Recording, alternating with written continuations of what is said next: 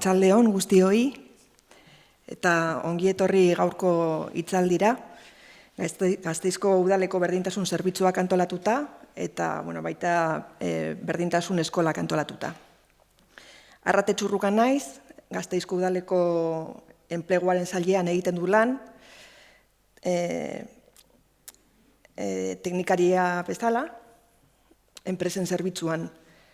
Eta hori dela eta ekitaldi hau aurkezteko enkargua eman didate gaur egiteko. Gaur hitzaldia honako hau da, estilo aldaketak, lanean emakumeen lidergo berriak.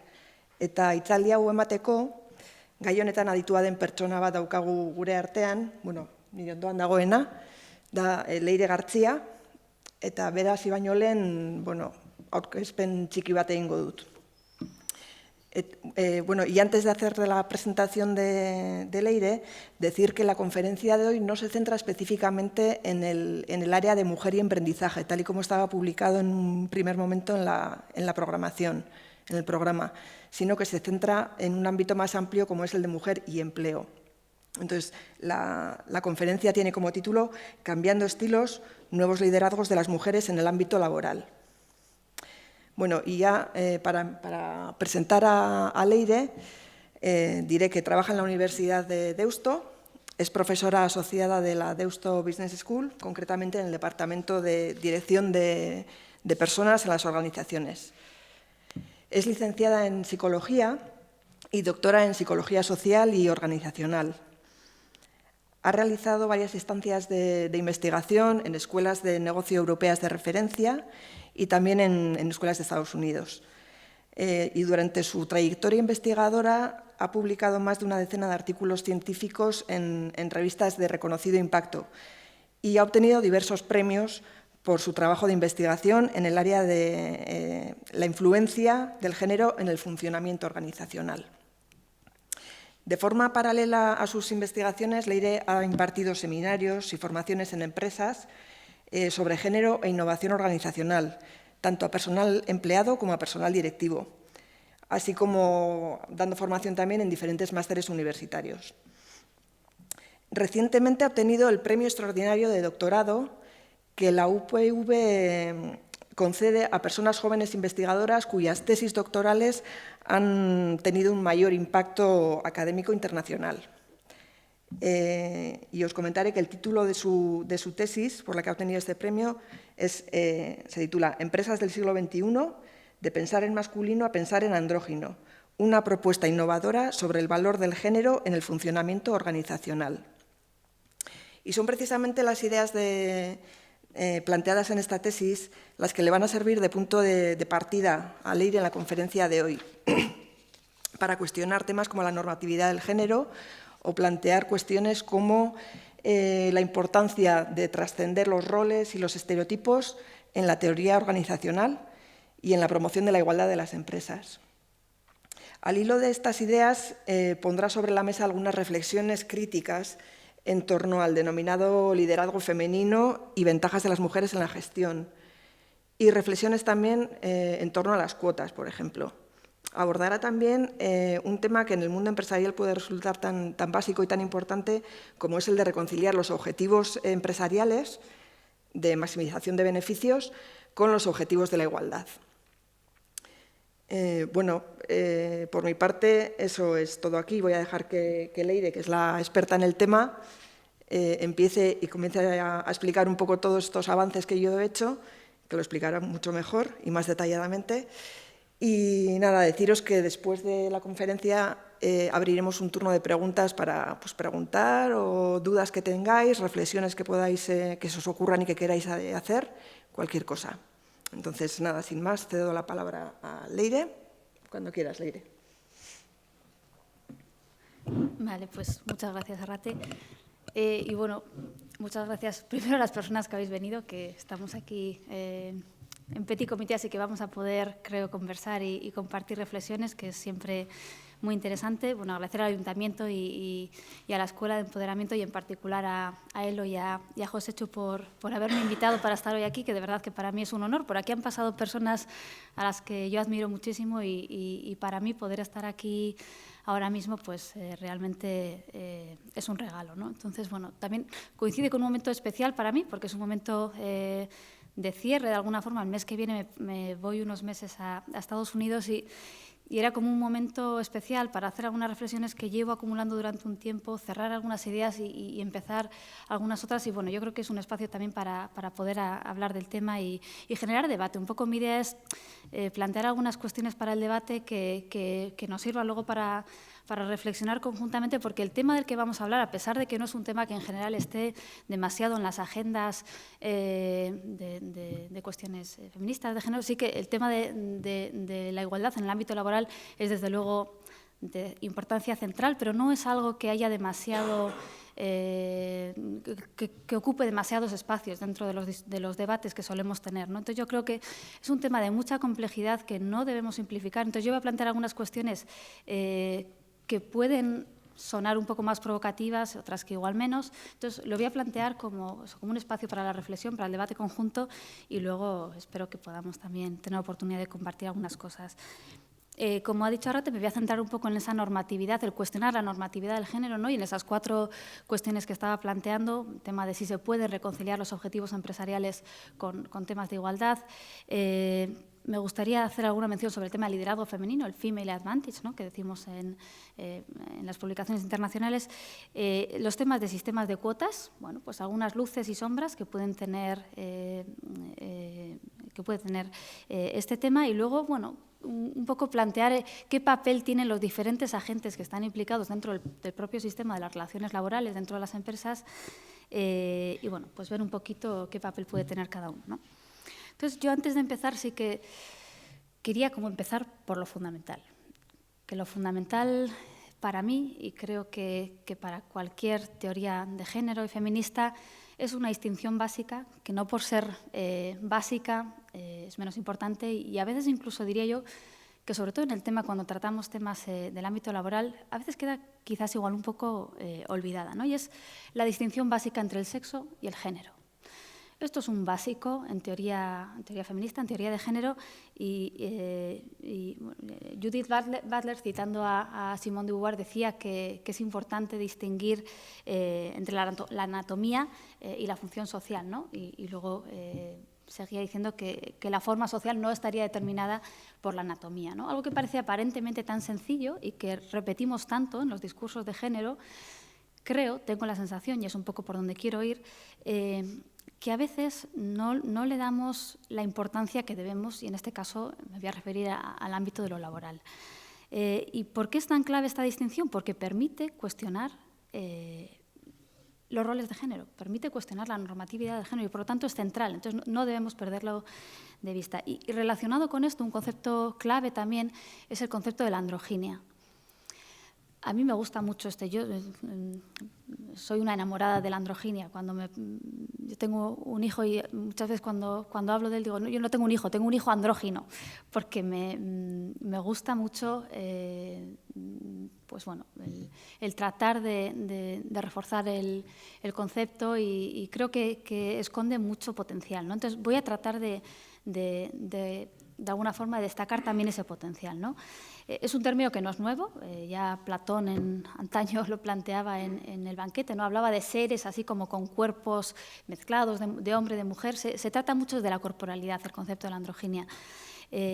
Y más recientemente también, bueno, por ejemplo, pues hay una modelo, no sé si os suena, Erika Linder, que es una modelo sueca, bueno, es muy transgresora en el mundo de la imagen, de la moda, porque a veces aparece como hombre, a veces aparece como mujer, entonces está ahí como un poco en el limbo de esa corporalidad, ¿no?, relacionada con el género. Entonces, bueno, normalmente se trata desde la corporalidad, pero puede también haber otra dimensión de la androginia, que es una dimensión, por ejemplo, más psicológica, y en esto tenemos los trabajos clásicos de Sandra Benn en los años 70, que se plantea un poco, tiene un cuestionario que yo utilizo mucho en investigación, y es el BSRI, pretende un poco analizar esa dimensión más andrógina de la personalidad de las personas, ¿no? En qué medida incorporamos o no esos elementos tanto estereotípicamente masculinos como femeninos, y cómo podemos avanzar hacia una mayor incorporación o un mayor balance.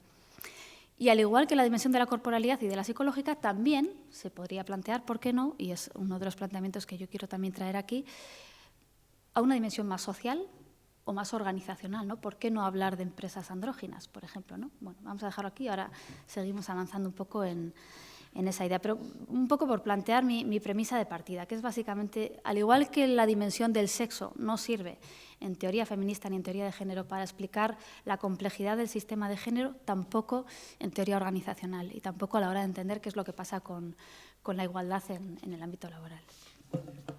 Entonces, bueno, sí que me gustaría empezar con algunas pinceladas básicas, lo sabemos, lo conocemos de sobra, pero bueno, por recordar un poco la situación actual, ¿no?, dentro de las empresas. Algunos datos básicos, ¿no? Pues, sabemos que las empresas están en un proceso continuo de cambio y que especialmente en las últimas décadas ha habido muchos cambios, ¿no?, que les han influido. Hace no tanto teníamos paradigmas de gestión totalmente mecanicistas y piramidales en los que las relaciones eran muy estructurales y había unas formas de gestionar y de liderar las empresas. Y ya a partir de los años 30, con la Escuela de las Relaciones Humanas y quizás más a partir de los años 80, se empieza a dar más importancia a todos otros elementos que tienen que ver con otros aspectos más psicosociales del trabajo, ¿no? Empezamos a oír hablar de temas de liderazgo, de temas de trabajo en equipo, de motivación, satisfacción, o sea, una serie de variables que tienen más que ver con lo psicosocial, con esa naturaleza más de persona, ¿no? O sea, se empiezan a situar las personas en el centro de la gestión. Y esto, hoy, más que nunca, es clave. Es decir, tenemos empresas que están en un contexto globalizado, tenemos un desarrollo tecnológico tremendo en el que las cosas van cambiando muy rápido, hay que innovar, estamos en una economía de servicios en la que es muy importante el trato con las personas. Entonces, realmente hace falta, las empresas están en un momento en el que es muy importante ese proceso de cambio y es muy importante hacer cambios importantes estructurales dentro de los modelos de gestión.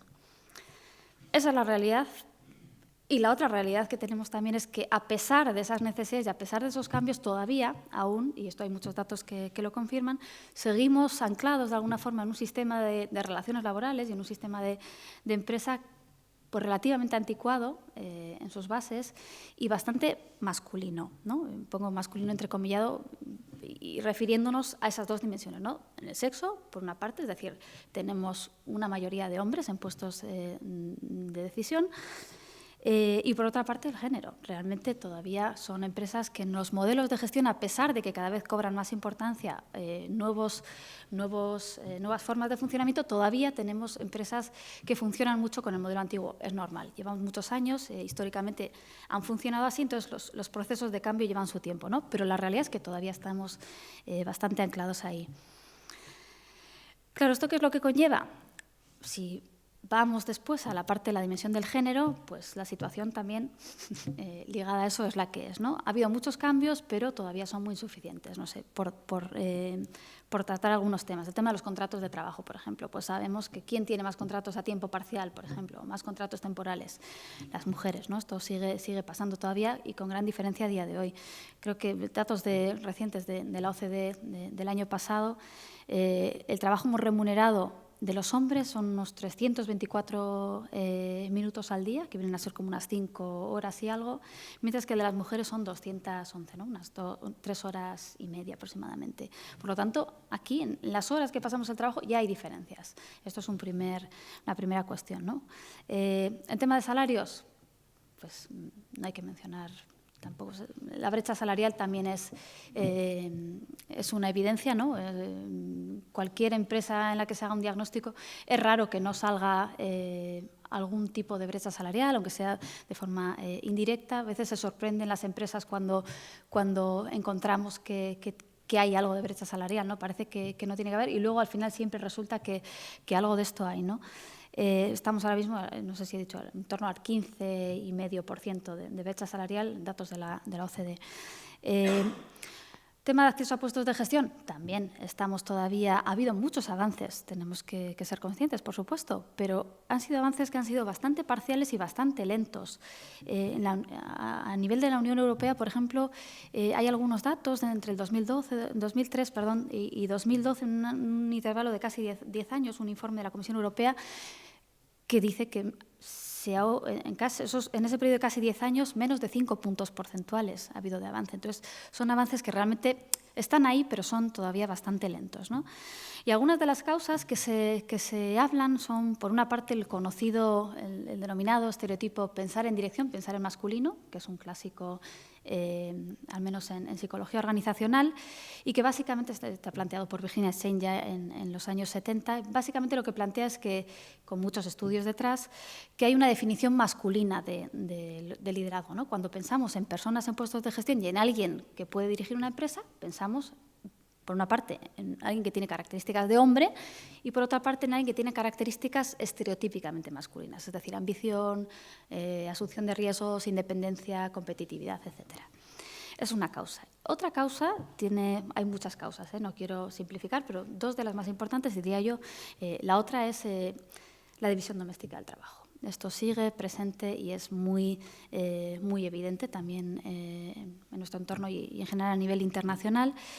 De nuevo, datos de la OCDE, en el trabajo no remunerado, en este caso, las mujeres de media 275 minutos al día, que vienen a ser unas 4 horas y media. Los hombres, 141, 2 horas y algo, más o menos la mitad. Si miramos tema de permisos de maternidad y de paternidad, por ejemplo, también, bueno, las diferencias allá sí que se disparan tremendamente, ¿no? Las semanas pagadas de media, para las mujeres son 47,9, una cosa así. Sin embargo, para los hombres son 8,9, o sea que la diferencia es tremenda. Esto, como podemos imaginar, no hace otra cosa más que perpetuar los estereotipos, ¿no? Estamos compensando a la mujer por coger la baja de maternidad y no tanto al hombre. Y luego está temas de relaciones laborales, de negociaciones colectivas, en las que todavía sigue habiendo una representación bajísima de mujeres.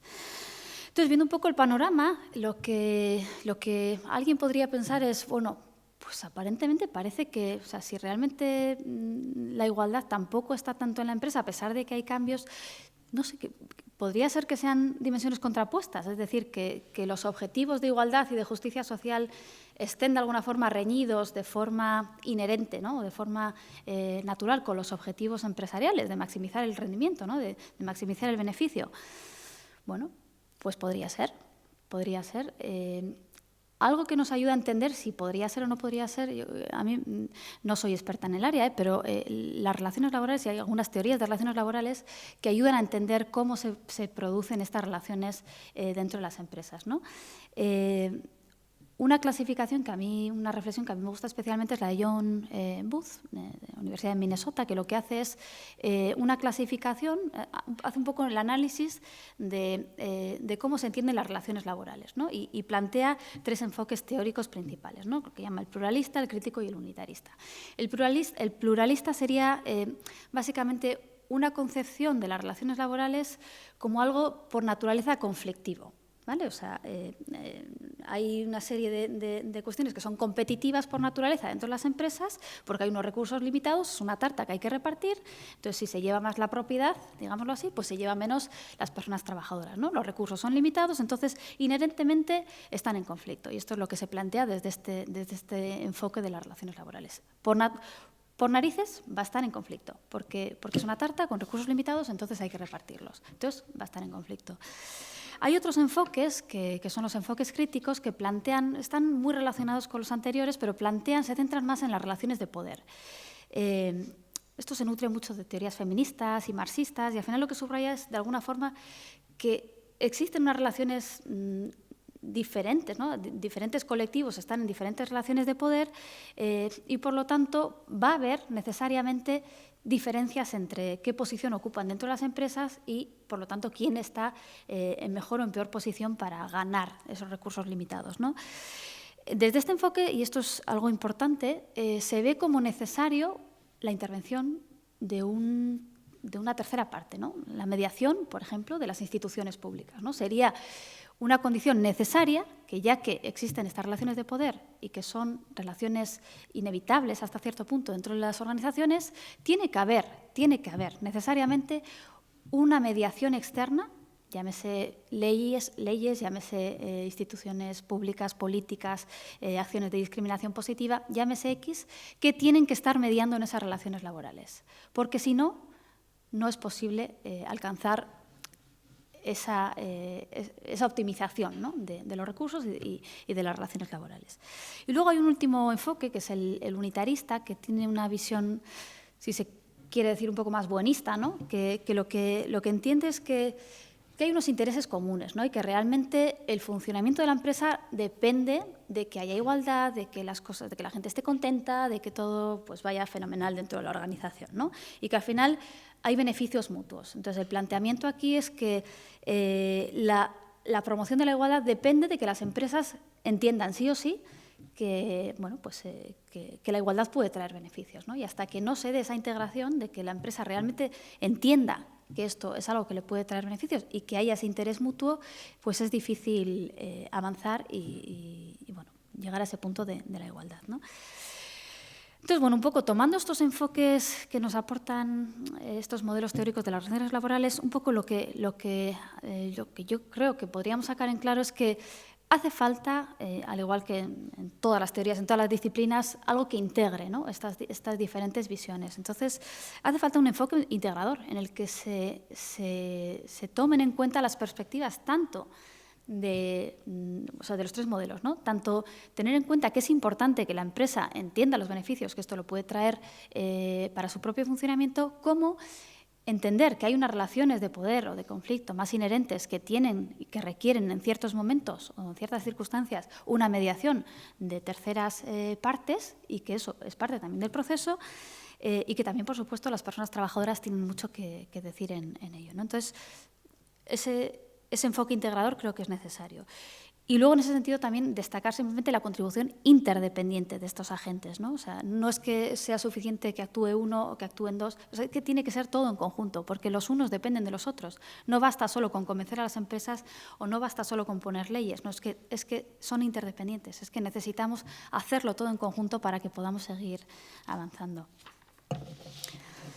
Claro, la cuestión es cómo lograr, ¿no? Porque es muy bonito en la teoría, pero claro, cada parte, cada agente de estas relaciones laborales que estamos comentando tiene sus propios intereses, sus propias limitaciones, sus propias restricciones, ¿no? Entonces, por ir montando un poco el mapa de cómo cada uno de estos agentes, bueno, pues cuál es su papel y qué beneficios les puede suponer, ¿no? Me gustaría pararme un poquitín en cada uno de estos agentes.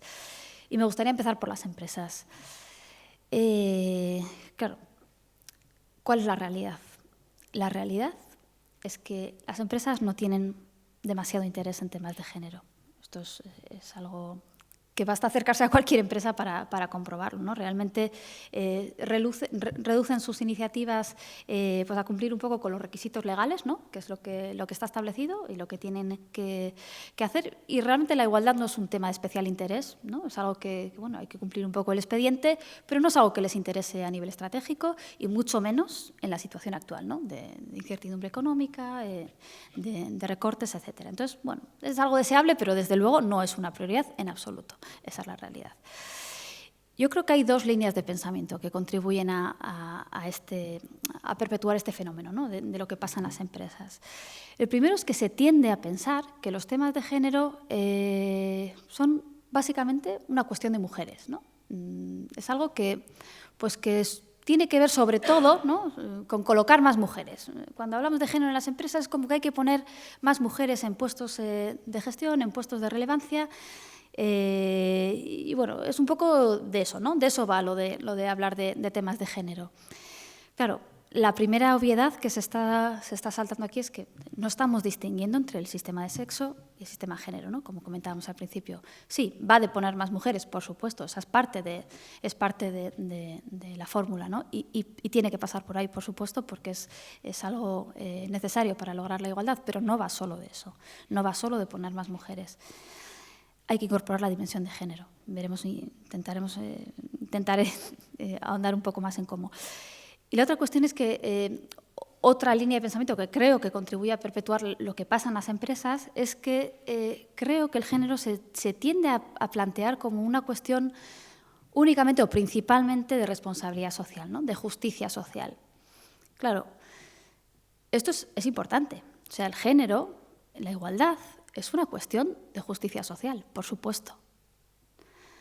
La cuestión es si nos interesa, aparte de eso, convencer a las empresas, que igual si realmente lo que queremos es que haya una implementación real, igual también tenemos que convencerlas y también tenemos que utilizar un lenguaje que sirva a las empresas para que entiendan que no solo es una cuestión de justicia social, sino que también puede tener implicaciones en el propio funcionamiento de la organización, ¿no? Entonces, yo creo que hay que dar un salto de paradigma y que hay que pasar al plano del pleno convencimiento de la empresa. Es decir, se lo tiene que creer, tiene que haber un cambio de paradigma que suponga ver la igualdad no como una cuestión de responsabilidad social o una cuestión de cubrir el expediente, sino como un factor estratégico clave, algo que realmente tiene que formar parte de la propia estrategia de la organización. Claro, ¿qué herramientas, si es que tenemos alguna, para convencer a las empresas, ¿no? Para que se produzca este cambio de paradigma? Yo creo que tenemos algunas. Yo, sinceramente, creo que podríamos tener más y estamos en el camino de construir más, pero algunas herramientas para este cambio tenemos. Por ejemplo, y esto no es nuevo, las teorías clásicas de equidad y de motivación, y esto no es nuevo, esto se ha planteado ya en los años 60, Stacey Adams, que es como un teórico clásico de la motivación, lo que planteaba es que cuando la gente dentro de las empresas percibe que hay una situación de desigualdad, sea por temas de género, sea por cualquier otra cuestión, si yo percibo que al de al lado le están pagando más por hacer lo mismo que a mí, pues eso genera una tensión, genera un malestar, ¿vale? Eso se plantea dentro de las teorías básicas de motivación y lo que dicen es, cuando yo percibo ese malestar, esa tensión, lo que me pide el cuerpo es hacer algo para responder a eso, ¿no? O me voy de la empresa, o rindo menos porque no me parece justa la situación, o hay una cosa que se llama el deviant behavior, que es como comportamiento desviado, digamos, ¿no? O sea, pues hago cosas que son malas para la organización, hablo mal de la empresa afuera, hablo mal de mi jefe o de mi jefa, o si puedo, pues hago algo de la fotocopiadora. Es decir, hay determinadas cosas que son consecuencia de que yo me sienta mal en la organización y tiene mucho que ver también con esa percepción de desigualdad, ¿no? Entonces, bueno, pues desde ahí igual podríamos plantear que la equidad realmente es una cuestión que tiene que ver con la motivación dentro de cómo la gente funciona dentro de las empresas. Bueno, podría ser como una primera píldora, ¿no? Otra píldora, pues tiene que ver con el marketing.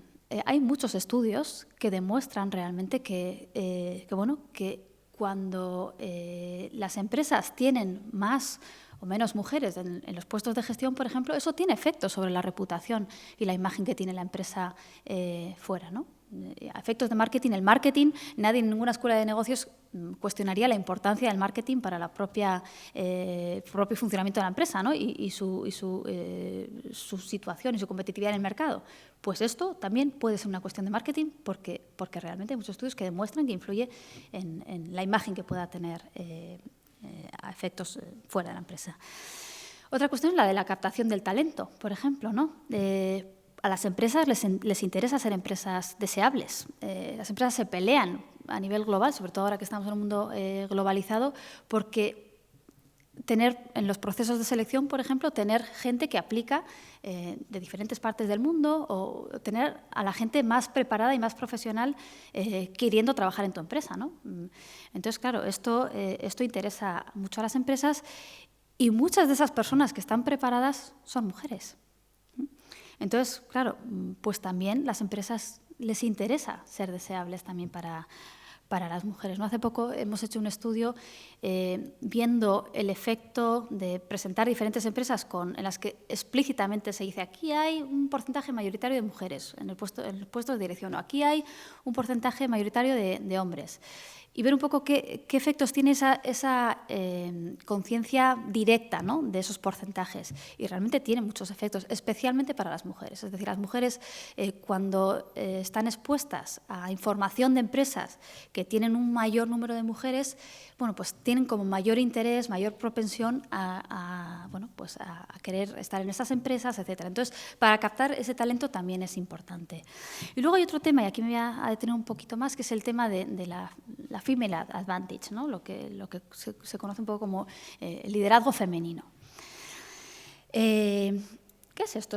Esto lo oímos muy a menudo, es como este discurso de que las mujeres tienen una tendencia mayor, ¿no?, a tener estos estilos efectivos y a tener un estilo de liderazgo y de forma de funcionar en las empresas que es más eficaz, ¿no? es más efectivo.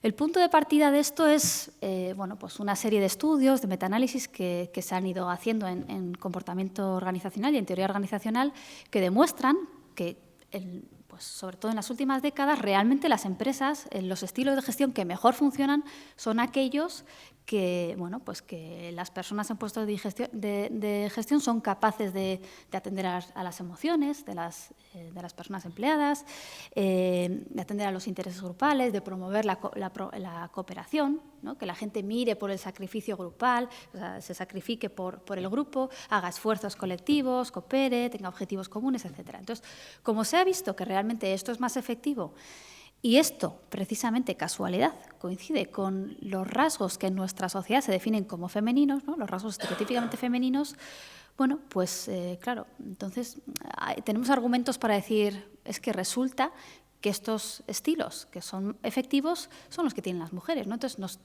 interesaría tener más mujeres. Hay muchos metaanálisis que de alguna forma demuestran esto, ¿no?, repetidos. No voy a entrar en detalle, pero hay muchos de Alice Eagley, por ejemplo, de la Northwestern, que yo además tuve la suerte de trabajar con ella un año y es una mujer increíble. Ella ha dedicado toda su carrera a temas de género y concretamente en el ámbito organizacional. Y han hecho muchísimos metaanálisis y luego se ha replicado otros autores han replicado, demostrando que realmente existen esas diferencias. Es decir, las mujeres tienen estilos más democráticos y menos autocráticos, es decir, menos de yo ordeno y mando, ¿no? Y luego otras dimensiones que están ahora muy de moda, el liderazgo transformacional, temas de recompensa contingente, ¿no?, de decir, dar feedback positivo cuando hace falta, pues qué bien has hecho esto, ¿no?, y estar ahí encima y tratar de reforzar el comportamiento positivo. Eso es más típico y se produce más entre las mujeres, con matices que voy a comentar en un momentito, pero esas diferencias están ahí. Entonces las mujeres podemos decir que sí que se ajustan más a esa liderazgo femenino, ¿no?, a esa advantage de la que hablábamos. Y luego en temas de resultados financieros, pues también hay algún estudio, no sé si conocéis los informes de McKinsey, que son como muy, muy conocidos a nivel internacional. Es una consultora, y hay algunas críticas desde el ámbito académico a este tipo de estudios que igual buscan más los resultados que se puedan vender y que suene muy bien que el rigor científico, vamos a decirlo así, pero hay algunos estudios que demuestran que efectivamente un porcentaje mayor de mujeres en puestos de gestión se asocia a mejores resultados financieros. Un poco la idea de fondo de todo esto es el valor único, ¿no?, que pueden aportar las mujeres y lo femenino dentro de las empresas a través de estos estilos más efectivos de gestión. Y de esto, ya os digo, hay muchísimo a nivel divulgativo, ¿no? Hay un montón de blogs, hay un montón de libros que tratan el tema del liderazgo femenino. Incluso la Comisión Europea fundamenta muchos de sus informes en esta idea, ¿no?, de que las mujeres somos mejores para puestos de gestión, etcétera. Está muy bien y no lo cuestiono, ahora luego podemos debatir sobre el tema, pero yo solo digo, ojo, mi reflexión es ojo con este tema, ¿no?, por varios motivos. El primero, no es del todo cierto. Depende de muchos factores contingentes. Si miramos a los metaanálisis que os comentaba antes, es cierto que existen esas diferencias, aunque son pequeñas, existen esas diferencias. Las mujeres tienen más de esos estilos que son efectivos, pero esas diferencias son menores en contextos organizacionales que en otros contextos. Por ejemplo, cuando la gente está en las fases iniciales de la carrera, está todavía en la universidad, por ejemplo, hay hay algunos estudios más de laboratorio, de otro tipo, que ahí sí las diferencias son mayores. Es decir, todavía no está tan pervertido, por decirlo así, como cuando se va a la empresa. Cuando se va a la empresa, las diferencias disminuyen mucho. ¿Por qué? Porque la empresa te exige una forma de funcionar acorde a lo que antes hablamos del liderazgo, pensar en masculino, que hace que esas diferencias realmente en la práctica muchas veces desaparezcan, ¿vale? Entonces, no es del todo cierto que esa ventaja esté ahí. Esto también se ve desde los estudios de gender diversity, ¿no? de diversidad. ¿Qué efectos tiene un porcentaje mayor o menor de mujeres? Y también se hacen otros ámbitos como temas de, raza, religión. O sea, hay una serie de elementos que se analizan. Realmente no hay resultados concluyentes ni claros. No está claro ni que a nivel de equipo ni que a nivel de organización porcentajes mayores de mujeres tengan efectos directos sobre el rendimiento. El tema de finanzas, por ejemplo, hay un estudio bastante influyente de hecho, hicieron un estudio en las Fortune, en las empresas estas de Estados Unidos, las 1.500 como el IBEX 35, pero allí en Estados Unidos, sobre un periodo de 15 años, con un estudio de panel, etcétera, y lo que ven básicamente es que sí, a más mujeres, mejores resultados financieros, pero solo, y esto es importante, solo en aquellas empresas en las que había de base una cultura de innovación. ¿Por qué? Porque en las que no lo había, realmente no había tal diferencia, porque es que las mujeres no estaban comportándose de forma acorde a ese liderazgo, ¿no? Entonces, por eso, con matices, ¿no? Lo del liderazgo femenino.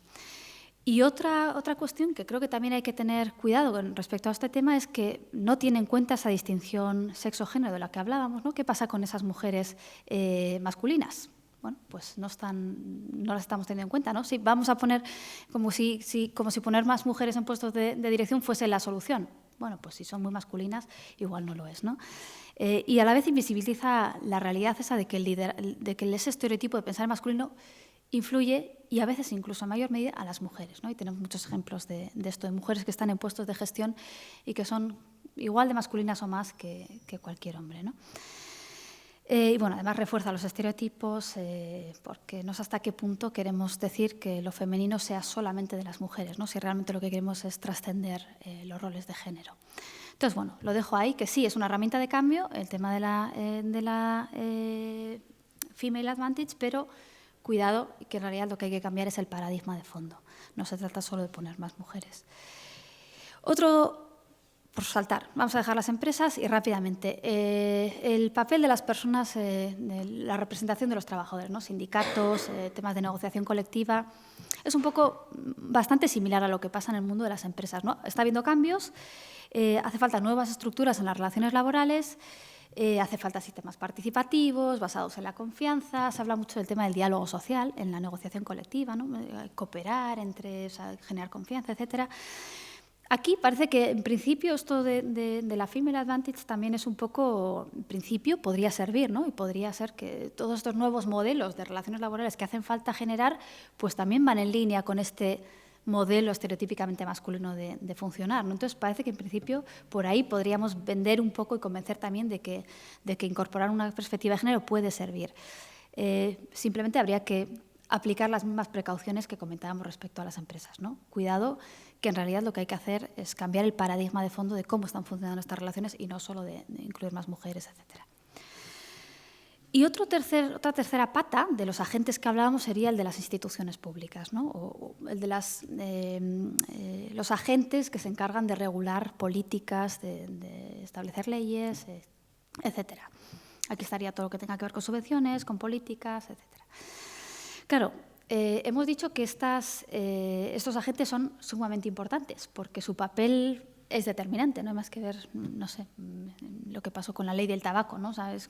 Parece que todo el mundo ponía en cuestión que iba a tener efectos y fue como una cosa bastante inmediata, ¿no? De un día para otro, de repente, todos los bares cambiaron hicieron una inversión tremenda para cambiar las estructuras, el separar las zonas de fumadores, de no fumadores, luego al final resulta que todavía se endureció más y eso ni siquiera valía. Y ahora no se fuma en ningún bar, o sea, era como una cosa impensable y realmente los cambios, y mucha gente ha dejado de fumar, ¿no? Según algunos datos. Entonces, bueno, pues parece que las leyes sí que funcionan, ¿no? Y el sistema más común en esto de regular por los procesos, los mecanismos que son más susceptibles de discriminación dentro de las empresas, el sistema más común en relación al género es como el sistema de cuotas, ¿no? Parece que bueno, pues el tema de las cuotas además se le da como, bueno, es un tema controvertido, ¿no? Hay quien está muy a favor, quien está muy en contra. Por primera vez, en los 70 o así, se planteó en el Parlamento Europeo, luego se fue como planteando en diferentes países y en diferentes ámbitos y ha ido como creciendo y como tomando más dimensión, ¿no? En la literatura se habla de diferentes tipos de cuotas, ¿no? Lo que se llama las fast track, que es pues básicamente como establecer un porcentaje mínimo que tiene que cubrirse por ley, por ejemplo, un 40% que tiene que ser ocupado por mujeres por ley y por obligación. Esto es pues más típico de las instituciones públicas, ¿no? Que se suele hacer en los parlamentos, etcétera. Y luego está lo que se denomina más el incremental track, ¿no? Que es eso de pensar que ya vendrá de forma natural, ¿no? Que sí, que se puede ir fomentando, pero que no hay que presionar y no hay que obligar porque va a venir de forma natural, poco a poco. Y esto es más característico quizás del ámbito privado, del ámbito de la empresa. Claro, los efectos que puede tener una u otra visión pues son distintos, ¿no? En el 2003, el Parlamento noruego fue el primero en plantear este sistema de cuotas bueno, ya extendido al ámbito de la empresa, a los consejos de administración, con un carácter más legislado, más de obligatoriedad. Y eran las empresas que estaban en bolsa y de propiedad estatal y así. Y los resultados fueron increíbles, o sea, fue un aumento drástico. Del 2012 al 2008 se pasó de un 6% a un 36% de mujeres en puestos de dirección, según datos de la Comisión Europea. Entonces, bueno, parece que para algo sí sirven las cuotas, ¿no? Cuando se legisla y cuando ponemos unos mínimos desde la obligatoriedad o desde las cuotas, cosas parece que se consiguen. Claro, esto abre diferentes interrogantes, ¿no? Por una parte, el tema este que estamos comentando, de la obligatoriedad versus la recomendación, ¿no? Debemos recomendarlo, como está ahora en las leyes, ¿no? Estatal y en la vasca. Pues a aquellas empresas de más de 250 trabajadores, trabajadoras, se les recomienda, bueno, tienen que hacer un plan de igualdad y, bueno, pues la idea es que poco a poco vayan avanzando hacia una distribución más equitativa, ¿no? Pero, bueno, más a modo de recomendación y realmente pues no hay demasiado control y está ahí planteado y, sobre todo, en la situación en la que estamos, pues como algo que poco a poco se debería ir haciendo, pero tampoco es prioritario, ¿no? Y bueno, esa es una cuestión, ¿no? Obligatorio versus recomendado. Tendríamos que ir reflexionando sobre estas cuestiones, ¿no? Otra cuestión que podríamos reflexionar es también si aplicar esto a otras áreas, ¿no? O sea, no solamente a poner más mujeres en puestos de gestión, sino, por ejemplo, en los procesos de negociación colectiva, que no hay apenas, ¿no? Pues decir, pues tiene que haber un mínimo de mujeres, por ejemplo, pues eso, cuando se tomen decisiones en los sindicatos o en los procesos de negociación sobre cuáles son los mínimos a cubrir en los convenios colectivos, pues tiene que haber por ley X mujeres, por ejemplo, se me ocurre. Podría ser otra cuestión a plantear, ¿no? O incluso otra más allá. ¿Por qué no? Podría ser plantear unas cuotas para permisos de paternidad o de maternidad, no sé. Plantear en las empresas, bueno, que al menos un X% de los padres que vayan o sea, que sean padres, se cojan más de X, ¿no? Se podría plantear eso también desde la legislación, ¿no? O que un porcentaje X de madres, o sea, podríamos entrar a debatir si es más, menos conveniente, pero se plantean estas reflexiones, ¿no? De qué otras cuestiones se podrían legislar o dar orientaciones y directrices desde la parte de las instituciones o de las políticas, ¿no? Incluso por ir un poco más allá, dar otro salto más, incluso también más provocativo, ¿no? ¿Por qué no? Si realmente lo que queremos es trascender el sexo y el género, ¿por qué no hablar de cuotas no de mujeres, sino de mujeres no masculinas y de mujeres estereotípicamente femeninas, o de hombres no estereotípicamente masculinos, ¿no? Que no sé cómo se podría definir, pero bueno, si realmente queremos dar el salto al género, pues igual podría haber, y ya veis que hablo en alto, preguntas para la reflexión. Igual también se podría abrir sistemas de cuotas que vayan más allá de hombres-mujeres y que empiecen a incorporar otras dimensiones que podríamos ir definiendo cuál serían, ¿no? Vale, entonces, bueno, hasta aquí el tema de las cuotas, las luces, ¿no?, de las cuotas, y por mencionar simplemente algunas sombras que creo que también tienen, algunos efectos negativos, porque la realidad es que algunos los tienen, ¿no? Madeleine Hillman, que es una psicóloga que estudia mucho temas de estereotipos, tiene una línea abierta bastante interesante de los efectos que tienen los sistemas de cuotas en la percepción de competencia de las mujeres. Y lo que demuestra básicamente es que esa conciencia de haber una discriminación positiva genera una mayor percepción de incompetencia, ¿no? O sea, si tú sabes que a una mujer o que hay un sistema que favorece que las mujeres estén ahí, por un sistema de discriminación positiva, por ejemplo, eso automáticamente, es una cuestión psicológica, hace que las veamos menos competentes. Están ahí porque las han facilitado, ¿no?, las han puesto, independientemente de cuál sea el nivel real de competencia que tenga esa persona. Entonces, esto es un hándicap que hay que tenerlo en cuenta. Otro sería que realmente tampoco sabemos si poner más mujeres en puestos de gestión, en puestos de relevancia, favorece una posterior contratación de mujeres, porque hay algunos estudios que precisamente demuestran lo contrario. Claro, la explicación que se da es un poco relacionada con el síndrome de la abeja reina, ¿no? Al final, claro, estas mujeres que han conseguido, que ha sido muy duro para ellas, pero han conseguido llegar a lo más alto, al final tienen un poco la idea de los determinantes individuales del éxito, ¿no? Es decir, yo estoy aquí, si yo he podido llegar, cualquiera llega. Esto es un sistema justo y si yo he podido, yo me lo merezco, cualquiera puede llegar. Entonces, son quizás incluso más críticas que otras personas, ¿no? Entonces, está un poco este efecto de la abeja reina que dificulta que luego otras mujeres puedan seguir ascendiendo ahí. Entonces, tampoco está tan claro que el sistema de cuotas luego pueda, a su vez, servir para ir reforzando que haya más mujeres, ¿no? Si solamente hacemos eso y no cambiamos otras cuestiones. Un poco, en definitiva, la conclusión de esta parte sería que el papel institucional y legislativo podría ser necesario, y yo diría que lo es, pero quizás no es suficiente, ¿no? Y tenemos que intentar ver cómo integrarlo con otras cuestiones y tener en cuenta que también hay unos efectos colaterales, ¿no?, de esas decisiones que se van tomando también a nivel de políticas reguladoras. Entonces, bueno, pues para tenerlas en cuenta de cara a tomar decisiones. Y ya la última pata que quería comentar sería, hemos hablado de las empresas, hemos hablado de la representación de trabajadores, hemos hablado de las políticas reguladoras y, claro, luego tenemos la pata de las trabajadoras y los trabajadores, ¿no?, como personas individuales, como agentes, digamos, del cambio, sujetos activos de la acción, ¿no?, ¿qué podemos hacer las personas a nivel individual? Hemos dicho que es importante cuestionar la normatividad del género, que hay que trascender los roles y los estereotipos. Entonces, la pregunta es, ¿vale?, ¿es posible cuestionar esto desde lo individual? ¿Es posible que yo, como persona individual, diga, vale, voy a ir en contra de todo esto, estoy muy concienciada y voy a intentar romper con estos roles y voy a pedirme una baja en el caso de un hombre, una baja de maternidad superior, o en el caso de una mujer, un salario mayor, etcétera, ¿no? O sea, cuestionarlo desde lo individual. Y aquí me vais a permitir pararme un segundito en la psicología, que también es donde me siento más cómoda. Al final es la ciencia predictora del comportamiento individual, ¿no? Y concretamente la psicología social, que permite ver esa interacción entre lo individual y lo social.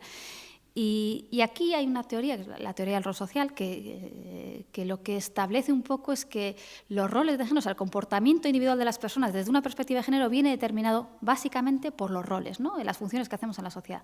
La división sexual del trabajo. A las mujeres nos han dicho, hemos cubierto funciones que tienen que ver con lo doméstico, entonces el comportamiento individual, yo como persona, a título individual, me comporto de forma acorde a eso, ¿no? Y los hombres lo mismo. Entonces, claro, esto no es que sea una visión determinista, pero sí destaca la importancia de lo social, ¿no?, la influencia de lo social. Y hay otras teorías que también creo que nos pueden ayudar un poco a hacer la reflexión que quiero, que son las teorías de la motivación, ¿no? En psicología, pues es como muy extendido el tema de la motivación, porque lo que nos motiva... Las personas actuamos por diferentes motivaciones, ¿no? Y a la hora de tomar decisiones, pues pues eso está muy explicado por lo que nos motiva, ¿no? Y hay una teoría en concreto, es la teoría de la expectativa de Bloom, que ayuda mucho a entender por qué las personas nos comportamos como nos comportamos y tomamos las decisiones que tomamos, ¿no? Y básicamente la idea es que tomamos decisiones en función de las expectativas que tenemos de los resultados que vamos a obtener con esas decisiones que tomamos, ¿vale? Entonces, hay 3 elementos que son clave, lo que se llama la expectativa, la instrumentalidad y la valencia. ¿Qué es la expectativa? La expectativa es básicamente la idea de que si yo hago un esfuerzo, es decir, si yo trabajo, voy a tener un rendimiento, ¿vale? O sea, voy a estudiar para un examen porque si estudio tengo posibilidades de aprobar, ¿vale? O sea, hay realmente una relación entre lo que yo hago y que pueda conseguir el resultado, ¿no? Esto está muy relacionado con la autoeficacia, con las posibilidades reales de hacer algo, ¿no? Entonces, claro, esto, en el marco de lo que estábamos hablando, ¿por qué viene dado? Pues probablemente venga dado por el marco institucional, ¿no? Las políticas, lo legislativo. Es decir, un hombre, por ejemplo, que dice, quiero cogerme una baja de paternidad, ¿vale? Pues sí, quiero coger una baja de paternidad, pero ¿tengo un sistema que me lo permita? ¿Tengo un sistema que me lo refuerce? ¿Tengo un sistema que me lo remunere?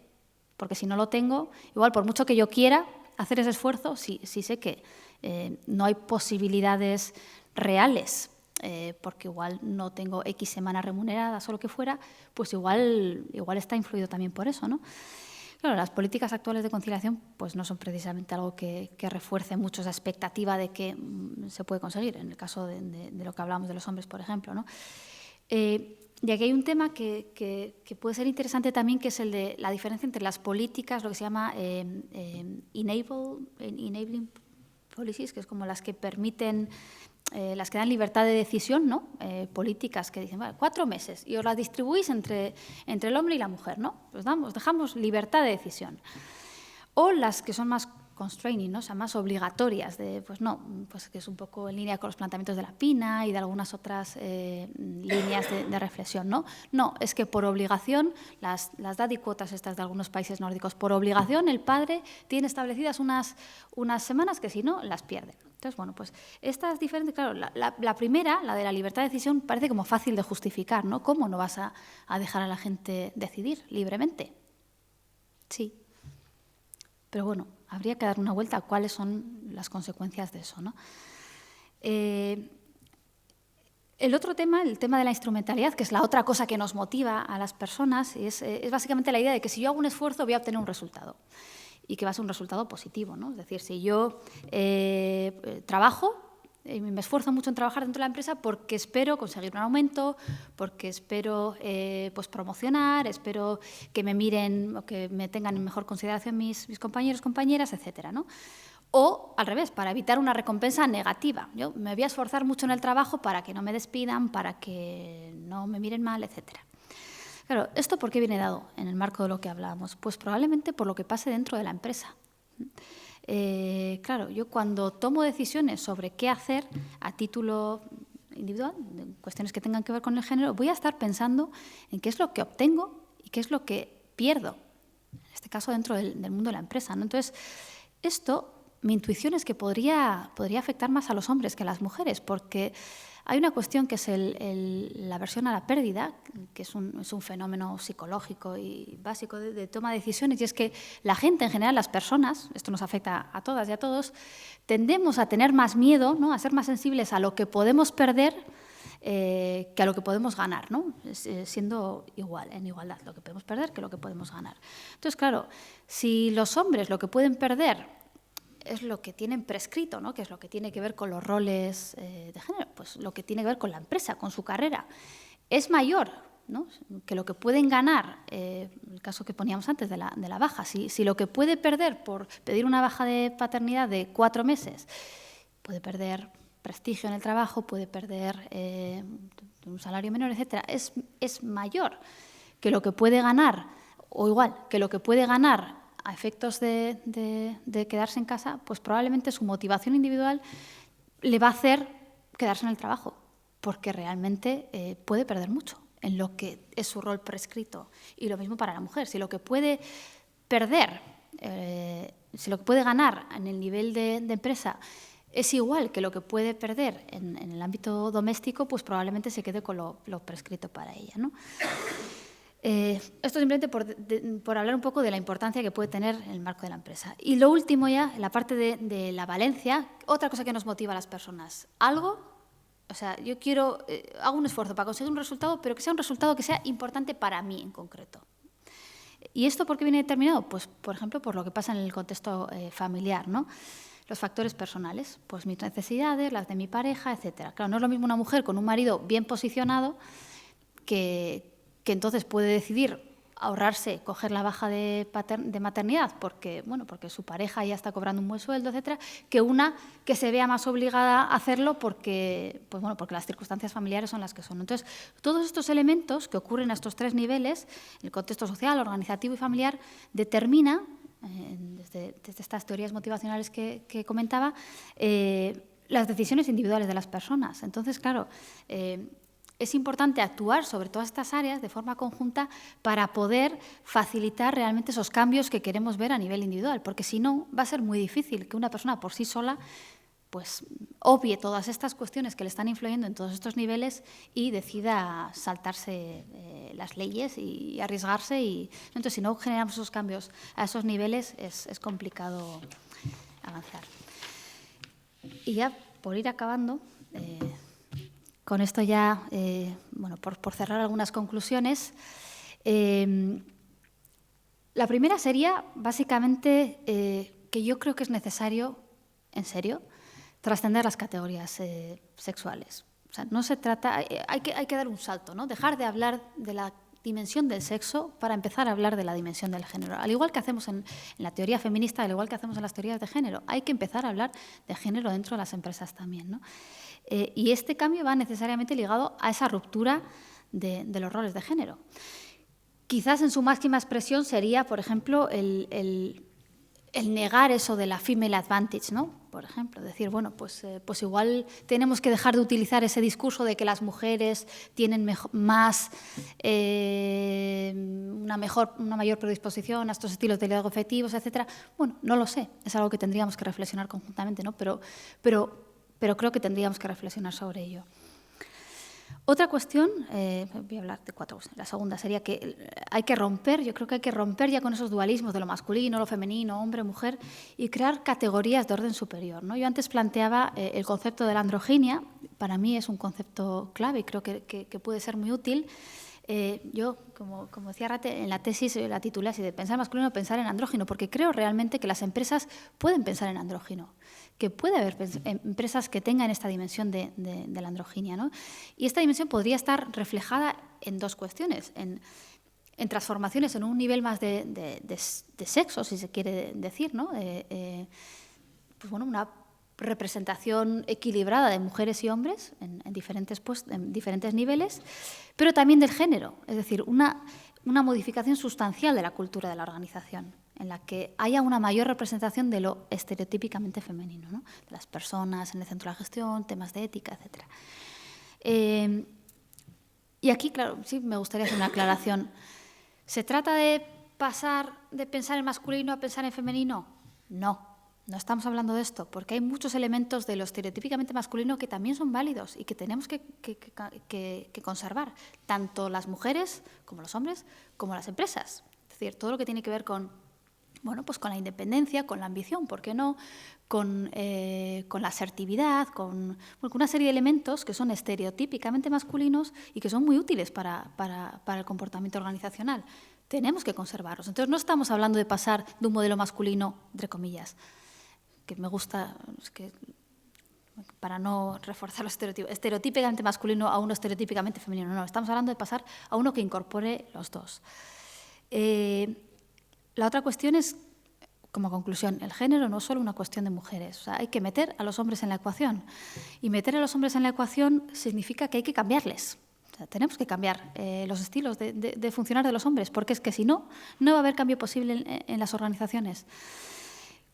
Tenemos datos y sabemos que cuando los hombres se relacionan tienen estos cambios, se relacionan más con mujeres, con culturas más estereotípicamente femeninas, expresan más sus emociones, son más empáticos, se comunican más, son menos sexistas, tienen más conductas de cooperación. Por lo tanto, es bueno y es necesario que los hombres cambien. Es bueno y es necesario para las mujeres Y es bueno y necesario para las propias empresas si realmente queremos un cambio de funcionamiento y de paradigma.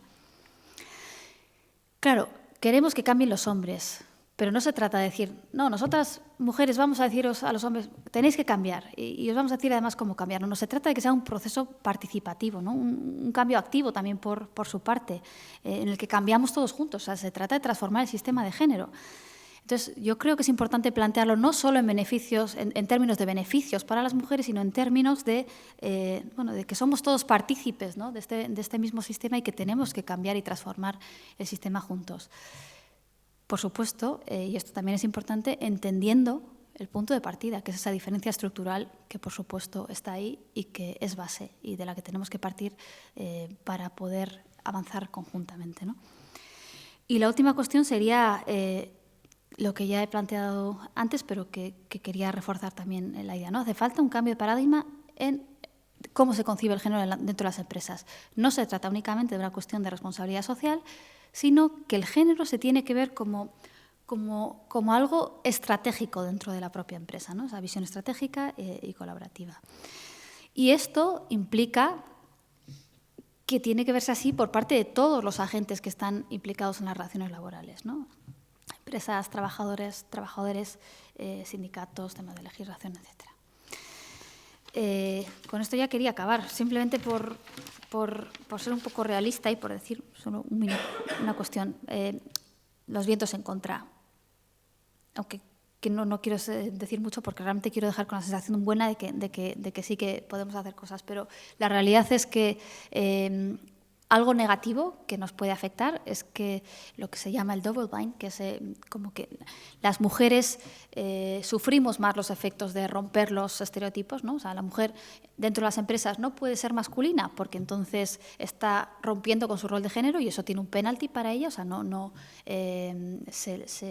se le percibe como peor porque no está cumpliendo con su rol femenino y tampoco puede ser masculina.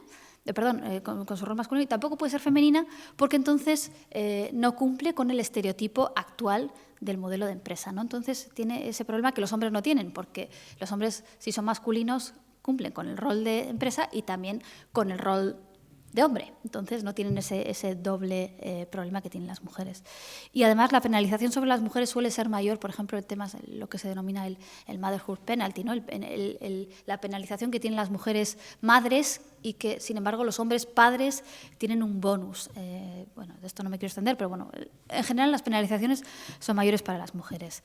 Y la realidad también es que todavía pues los ámbitos de poder siguen dominados por hombres y por cuestiones más estereotípicamente masculinas, ¿no? Por lo tanto, eso también refuerza la idea que comentaba antes de que hay que involucrar a los hombres y hay que cambiar también a los hombres con los hombres. Y ya por acabar con esta idea más positiva, que también tenemos vientos a favor, que son pues que yo creo que realmente hay más recursos que nunca disponibles, ¿no? Tenemos ayudas, tenemos leyes, que cada vez además, bueno, esperemos que vayan reforzándose todavía un poquito más, planes de formación subvencionados. Hay como, más que nunca, acciones que realmente intentan seguir dando pasos, ¿no? Y avanzar en este área. Hay más representación de las mujeres de la que había antes, insuficiente, pero hay más, ¿no? Y tanto en el ámbito político como en el ámbito organizativo. Ahora estamos viendo además, sobre todo en el ámbito político, además a veces son simbólicas, ¿no? Y sirven como modelos de referencia. Yo creo que también estamos teniendo referentes importantes. Y eso es importante, pero también no es suficiente, porque es más importante que esos referentes que tenemos, aparte de ser mujeres, sean mujeres que trascienden, ¿no? y que incorporan una forma de ser, bueno, podemos decir más andrógina o más, que incorpora también esos elementos estereotípicamente femeninos. No son réplicas de hombres estereotípicamente masculinos, sino que incorporan esa otra dimensión que nos caracteriza, ¿no? Que debería caracterizarnos en principio también.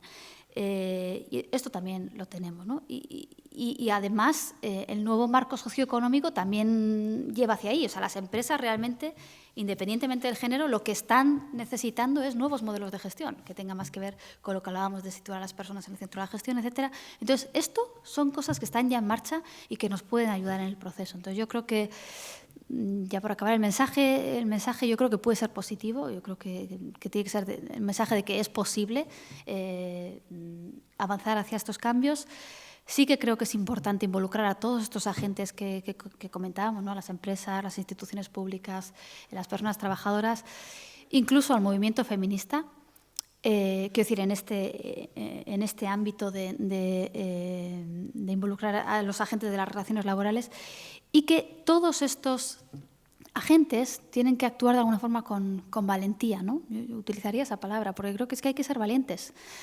Hay que ser valientes y hay que perder el miedo al cambio y a la innovación. Empezar a hablar de cosas que igual tenemos a veces vetadas, ¿no? pero que tenemos que empezar a hablar de ellas y tenemos que hacerlo de forma integrada, de forma conjunta, y que cada uno de estos agentes, las instituciones públicas, las empresas, las personas trabajadoras, los sindicatos, tienen que ser valientes y tienen que innovar en este ámbito, porque si no va a ser difícil ir dando pasos. Yo realmente creo, y lo creo sinceramente, que es la única vía, ¿no? para la igualdad.